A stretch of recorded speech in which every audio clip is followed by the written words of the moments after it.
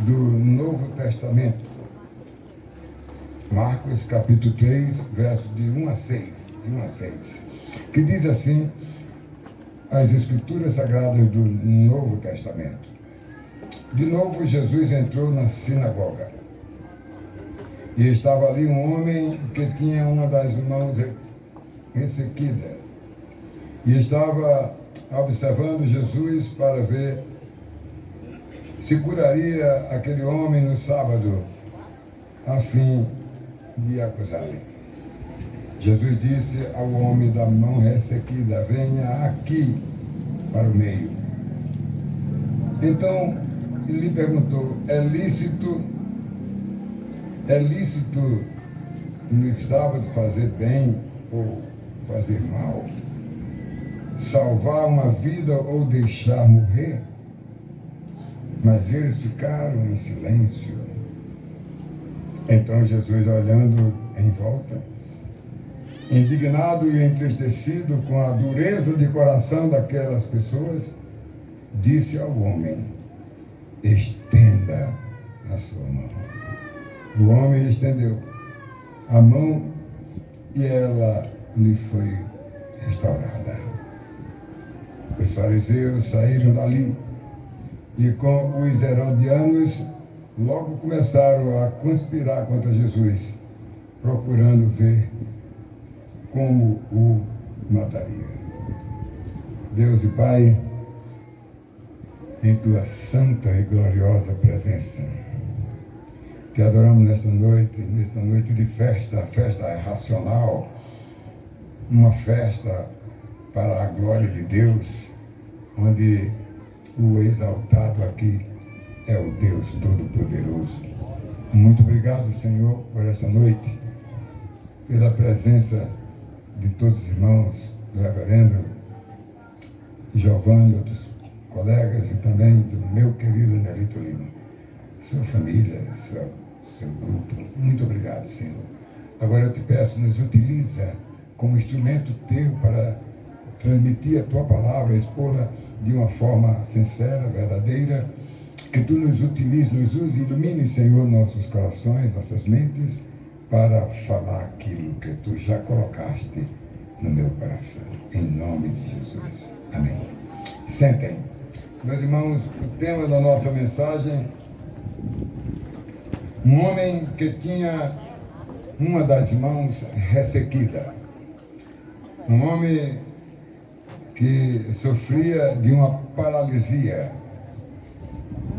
e estava ali, naquele lugar onde estava Jesus. Jesus sempre ia às sinagogas, como depois Paulo fez mesmo.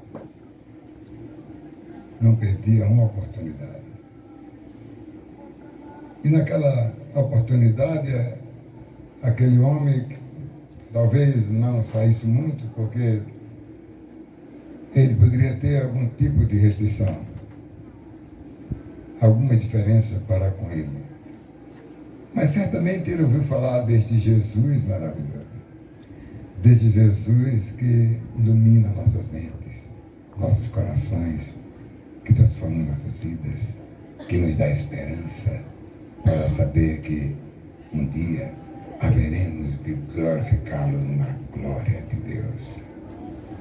Meus irmãos, eu quero destacar aqui 2 versos, o de número 1 e o de número 5, para poder assim transmitir aquilo que o Senhor falou no meu coração. E o primeiro tem como tema o tema da mensagem, um homem que tinha uma das mãos ressequida. Aquele homem enfrentava muitas lutas, com a diferença, né, que as pessoas têm quando têm qualquer tipo de penalidade. E ali, amados, registrado neste livro de Marcos, também nos livros de Lucas e no livro de Mateus, que eram chamados de evangelhos sinóticos, porque esses 3 evangelhos narraram as histórias, quase todas elas igualmente. Sempre que se lê algo num, está também no outro. E naquela época, amados, naquela época, as pessoas, irmãos, elas tinham dificuldades como nós temos hoje. Como aquele homem que chegou ali penalizado, né, naquele momento importante da vida dele, mas estava chegando ali alguém que poderia ajudá-lo. E ele não perdeu tempo.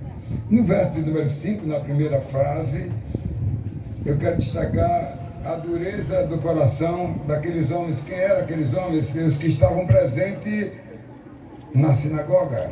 Eram judeus, fariseus e herodianos, que estavam ali porque era um dia de sábado.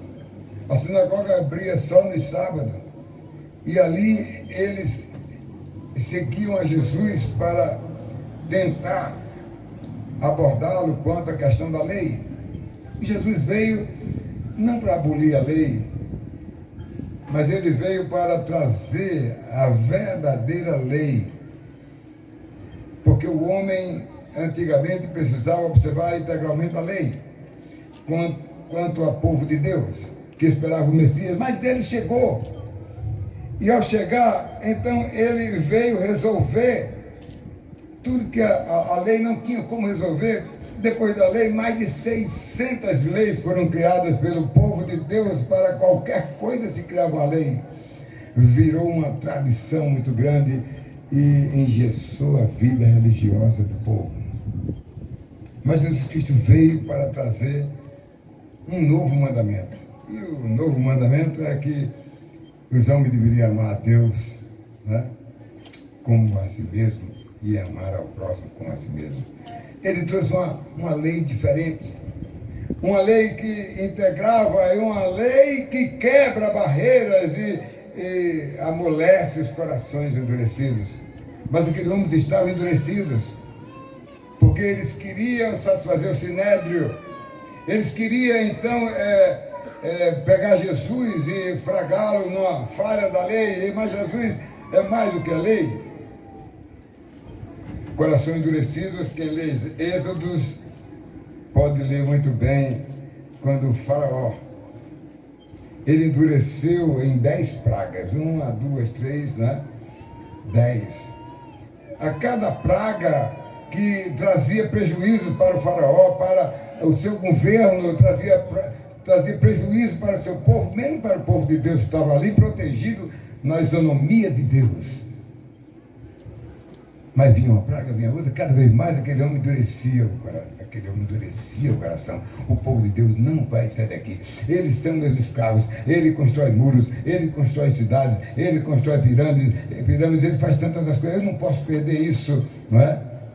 Mas quem duelou com ele ali foi Moisés e Arão, simplesmente a mandado de Deus para eliminar aquele coração endurecido daquele faraó. 10 pragas, e na última ele não aguentou mais e disse: pode ir embora. Então aqueles homens estavam ali, judeus, fariseus e herodianos, ali com a lei debaixo do braço, querendo proibir o Deus Todo-Poderoso, o Filho de Deus, que estava aqui encarnado. Ele veio, se encarnou entre nós, para simplesmente poder ser um da gente, para sem pecado, estar habilitado para pagar o meu e o seu pecado e o pecado de todos que creram nele. Então, ele não tinha vez, aqueles homens não tinham vez, mas Jesus estava ali. Vamos falar um pouco mais no verso de número 5, quando Jesus disse: homem da mão endurecida, atrofiada, estenda a sua mão. E o homem, com a mão endurecida, estendeu a mão e foi curado. Porque Jesus é o Deus Todo-Poderoso. Meus amados, que alegria grande, né?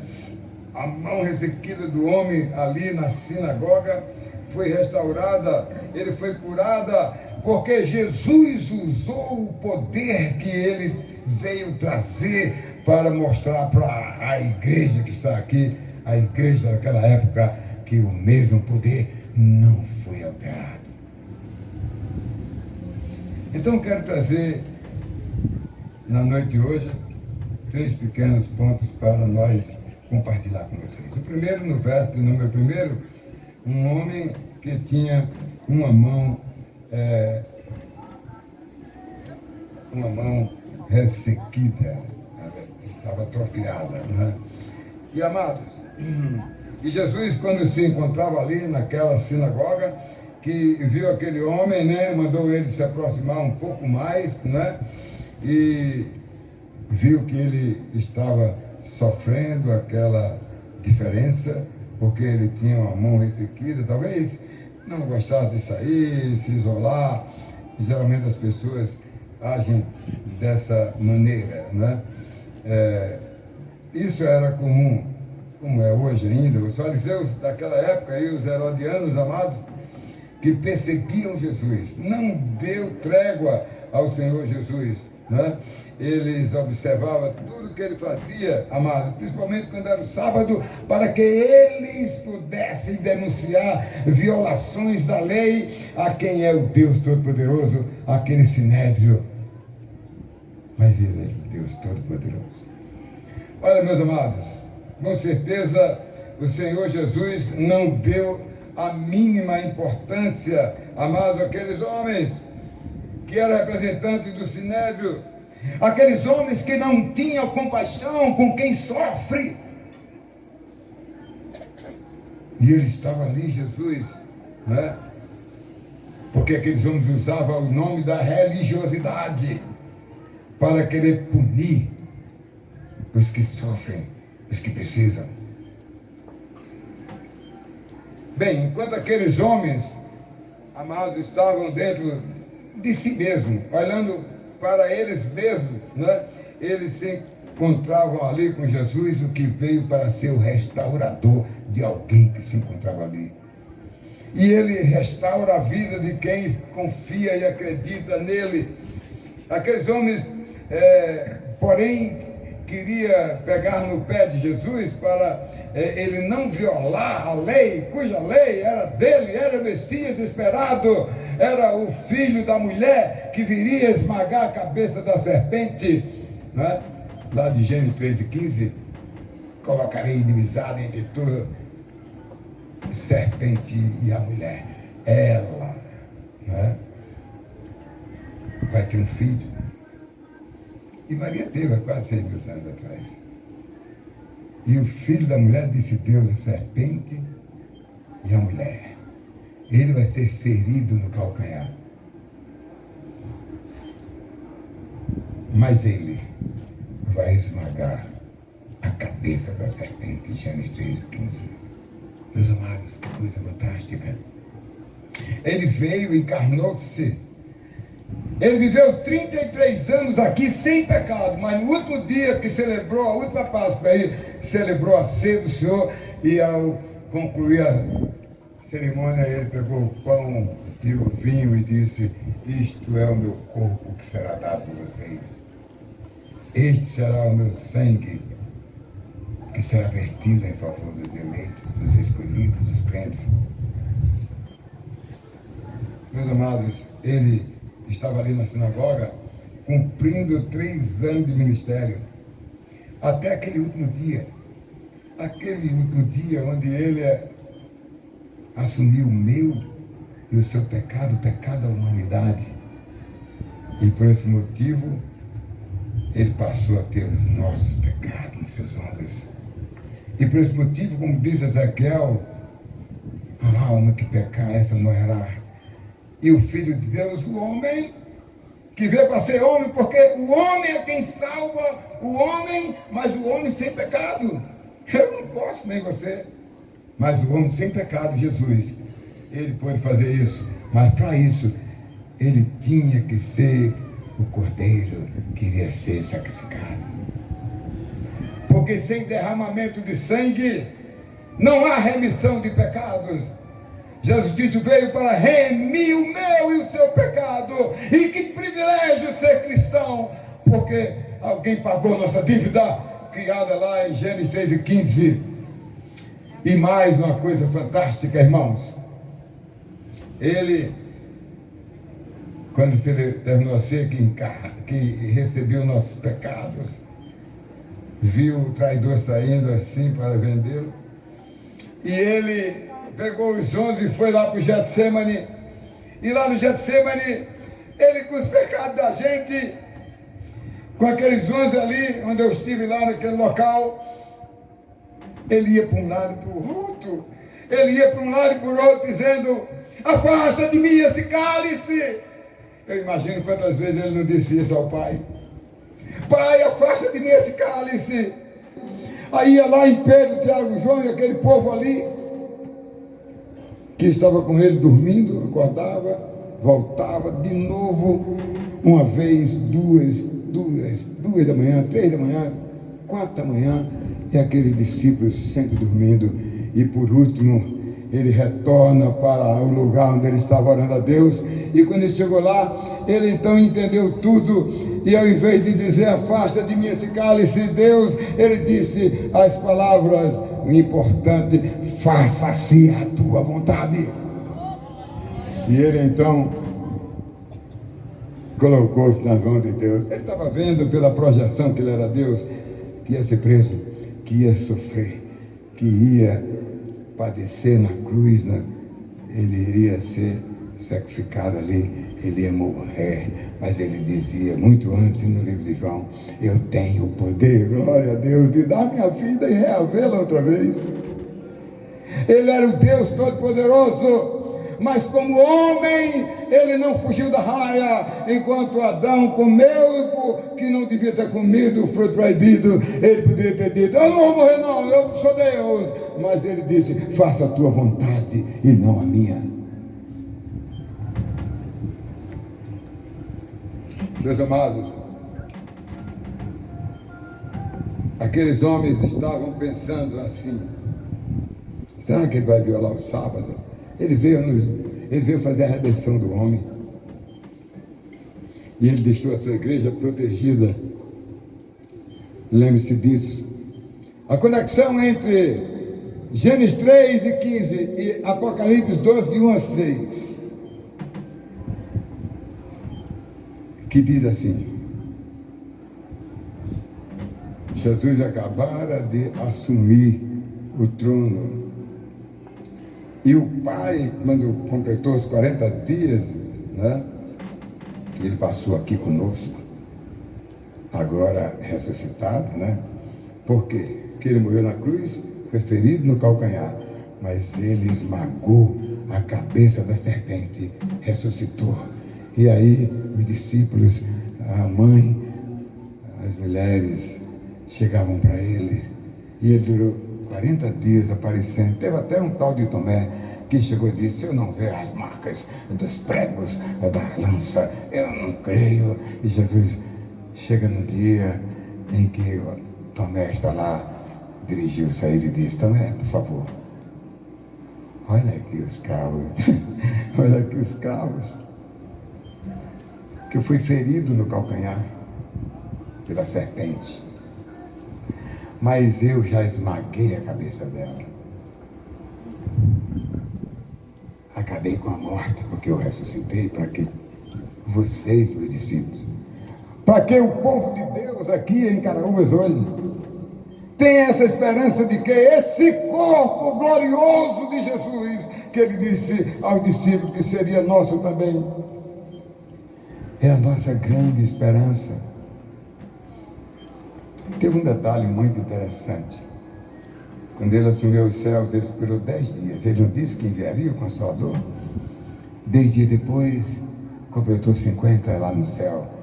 Quer dizer, 40 na terra de ressuscitado e 10 dias lá no trono de Deus. Porque Deus disse assim: eis o Cordeiro que foi morto e que está aqui em pé, está lá em Apocalipse. E deu a ele o cetro do poder.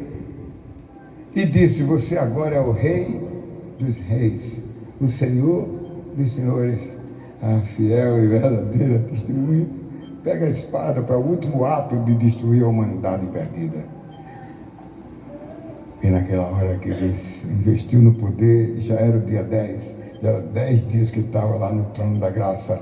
Ele então resolveu dizer assim: agora eu vou cumprir uma promessa que fez aos discípulos e ao povo. Agora eu vou. Ele disse, por último, aos discípulos que estavam vendo a despedida dele, Atos capítulo 1 e verso 8, ele disse, mas recebereis poder ao descer sobre vós o Espírito Santo e sereis minhas testemunhas, tanto em Jerusalém, na Judéia, em Samaria e até Caraúbas. Ele então baixou a medida provisória número 1. No dia de 10 dias que estava no céu, depois dos 40 na terra, ressuscitado, ele baixou a medida, desceu o Espírito Santo de Deus no dia de Pentecostes. E todos que creram com ele pelas ruas, quando ele pregava como encarnado, até aquele dia todos foram compulsoriamente batizados com o Espírito Santo. E quando ele chama Miguel e diz, Miguel, vem cá, está lá em Apocalipse 12, leia isso aí. Aí, o que foi que o Rei dos Reis, o Senhor dos Senhores, disse, vem cá, Miguel. Aí Miguel veio, reúna aí os teus anjos para precipitar o diabo daqui para a terra. Aí Miguel disse, agora mesmo, cumpre ordem. Quando ele saiu, Miguel, na minha intenção aqui, no meu prognóstico, voltou a Jesus e disse, mas Senhor, o Senhor veio de lá há 50 dias e já vai mandar o peste do diabo lá para a terra?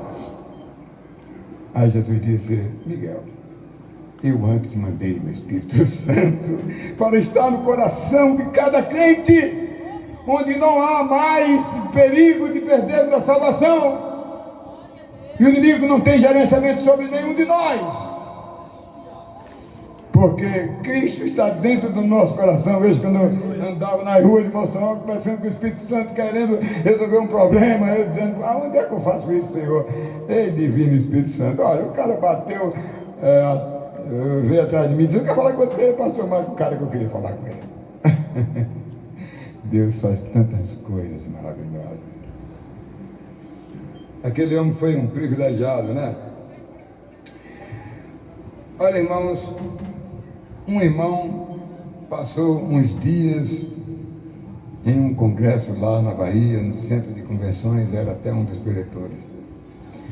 E este irmão passou quase 8 dias. Quando chegou na terra dele, que ele entrou na casa dele, a mulher disse, você chegou na hora certa, tem um telefone para você. E aquele irmão, não deu tempo nem de tomar banho para atender, e a pessoa disse, pastor, vem à minha casa. A minha filha faz 4 dias trancada, acorrentada, endemoniada, sem comer nada, uma força brutal. Aquele pastor disse à esposa dele, se arruma aí, vamos para lá. Orou com a família. E naquele momento disse assim, vamos para casa da sua filha, que é aí próximo. Ele disse, não vamos não, porque a mulher é brava, o diabo é bravo. Aí o pastor disse, eu estou aqui em nome de Jesus, eu estou aqui em nome do Espírito Santo, vamos lá. E quando chegou lá, abra esse quarto, abriu o quarto, quando a mulher endemoniada saiu, e na sala, com aquelas coisas horripilantes, o pastor disse, em nome de Jesus, saia desse corpo. E a mulher caiu. Em mais de 20 anos, esse pastor encontrou com a filha dessa mulher que era estéril, que é outra história. E ele disse a mim, você está, esse seu nome aí, eu ouvi falar lá na minha casa muito no nome do Senhor. Aí eu disse, não, pode ser, não é. Aí ela lembrou-se, você é fulano? Ele disse, sou. A minha mãe me contou que Jesus libertou ela, que estava endemoniada pelo poder de Jesus Cristo. E essa mulher, que era estéril, passou a ter filhos, inclusive o homem Esse pastor, outro dia, recebeu telefonema do pai daquela jovem. Dá para o senhor vir aqui urgente na minha casa? Ele foi lá. Quando chegou lá, aquela jovem estava deprimida há 20 e poucos anos atrás. E aí ele disse: onde é que ela está? Está lá no quarto, desde as 9 da manhã. E aquele pastor foi lá e falou com... Tenta falar com ela, ela não quis falar. Aquele pastor disse que falou em espírito, com o Espírito Santo, disse: Senhor, abre a boca dessa mulher. E a mulher abriu a boca e disse: eu vinha de 8 e pouco na rua. E a mulher que ele conviveu, que não era casado com ela, teve um filho, homem, e disse para ela: você está fechada. Você está há 10 anos casada com um homem que eu conheci, eu tenho um filho homem. Aquela mulher, sabe como é? Caiu a ficha dela. Ela ficou desesperada, entrou em casa e ficou muda. E aquele pastor disse: o que é que você quer? Diga só uma palavra. E aquela mulher disse... Os pais contaram a história do que houve. E o pastor disse: o que você quer? Ela disse: eu queria um filho. Aquele pastor bateu a mão, orou e foi embora. Disse ele que no meio do caminho: o que é que eu fiz, meu Deus? Eu disse que a mulher ia engravidar, ia ser de um homem. Aí foi embora, esqueceu durante 30 dias. Aquele irmão ligou de novo, aquele pastor, e disse: pastor, a minha filha está grávida. E ela está grávida, e pediu para que a sua esposa venha levar, fazer o filho dela da maternidade. Trouxe o filho, botou o nome, né, no filho, e aquela mocinha na loja já era o segundo filho, e disse, contou essa história para aquele pastor, porque Deus, né, ele livra o homem dos perigos.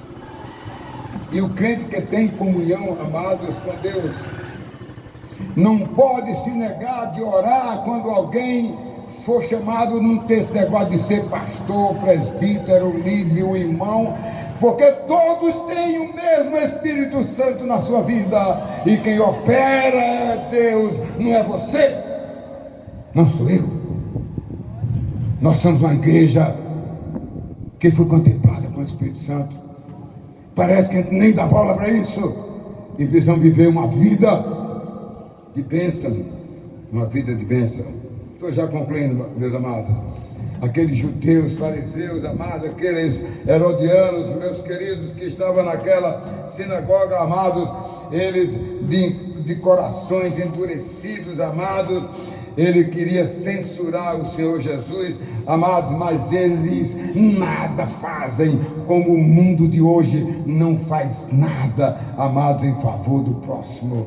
É o que temos visto, amado.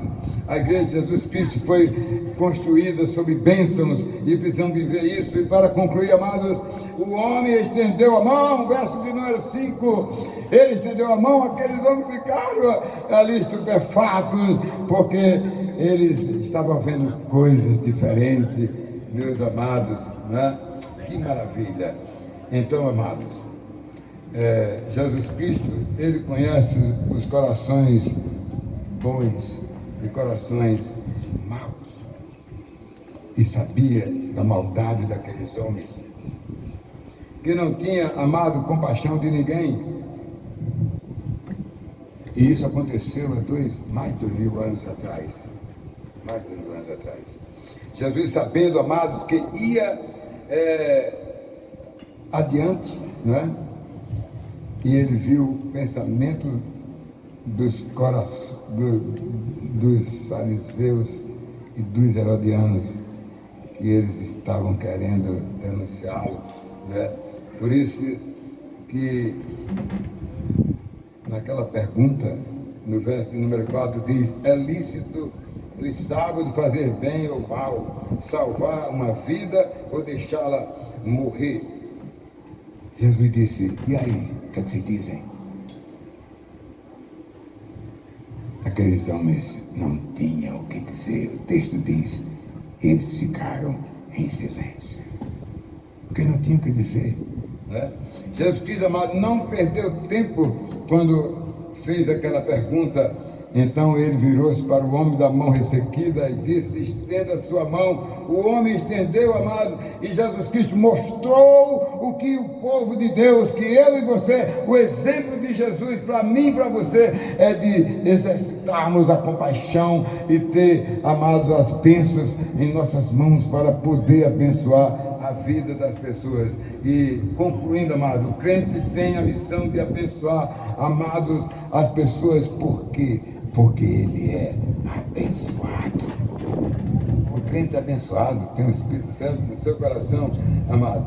E nós, como cristãos, devemos priorizar, amados, o Senhor Jesus na nossa vida para abençoar as pessoas. O Senhor Jesus, amado, ensina aos seus discípulos que eles devem agir como ele agiu. Ele encarnou-se como homem para ser como nós. E quando ele nos perdoou, nós passamos a fazer parte e ser também herdeiros com ele. Que Deus, amados, nos ajude a compreendermos a sua vontade. Meus irmãos, concluindo mesmo, o mundo vem caminhando a passos largos. Estamos indo aí para o fim da humanidade. A igreja, como nos dias de Noé, vem comunicando o Evangelho. Aqui estão fazendo isso, comunicando o Evangelho, pregando o Evangelho, amados, para que as pessoas ouçam e creiam em Jesus Cristo. Amados, nunca se falaram tanto do anticristo como está sendo falado agora. O anticristo está surgindo. Dizem que ele já está entre nós. E as figurinhas estão desfilando por aí. Então, que você...